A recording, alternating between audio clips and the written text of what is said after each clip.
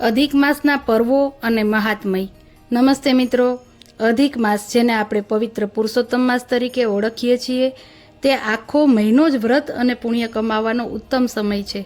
પણ શું તમે જાણો છો કે આ મહિનામાં પણ અમુક દિવસો એટલા ખાસ હોય છે જે તમારી દરેક મનોકામના પૂર્ણ કરે છે અને તમે તે પવિત્ર દિવસોનું અક્ષય પુણ્ય મેળવી શકો છો।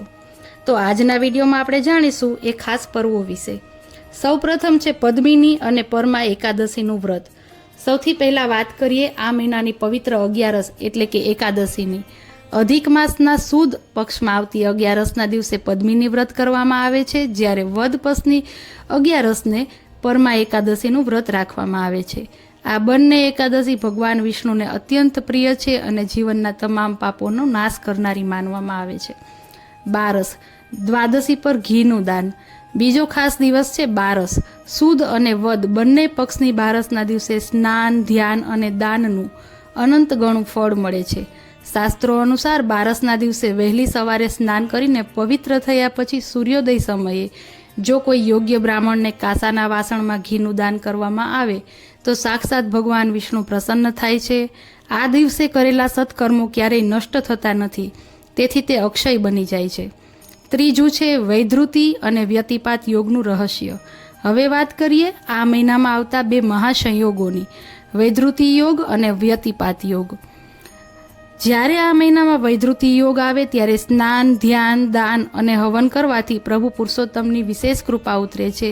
આ દિવસે 16 વસ્તુઓનું દાન કરનાર વ્યક્તિ પરમ સુખને ભોગવે છે। એવી જ રીતે વ્યતિપાત યોગના દિવસે કરેલું વ્રત યમરાજને પ્રસન્ન કરે છે।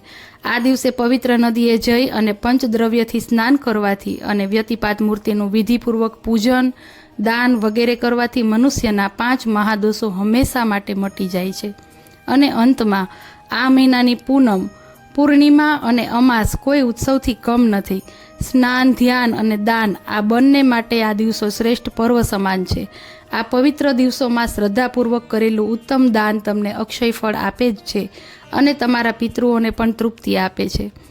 પુરુષોત્તમ માસના આ પવિત્ર દિવસોને ચૂકશો નહીં મિત્રો। તમારી શ્રદ્ધા અનુસાર દાન અને પુણ્ય ચોક્કસ કરજો। અને અંતમાં એટલું જ મિત્રો કે કોઈ પણ વ્રત કે તહેવારના બાને પરમ કૃપાળુ પરમેશ્વર છે એ તમને એક નિમિત્ત બનાવે છે કોઈ જરૂરિયાતમંદ વ્યક્તિની મદદ માટે।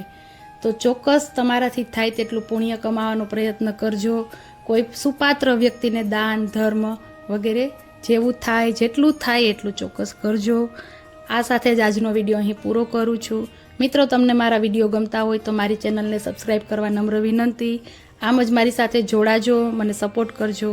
જય શ્રી કૃષ્ણ, જય માતાજી, મહાદેવ હર।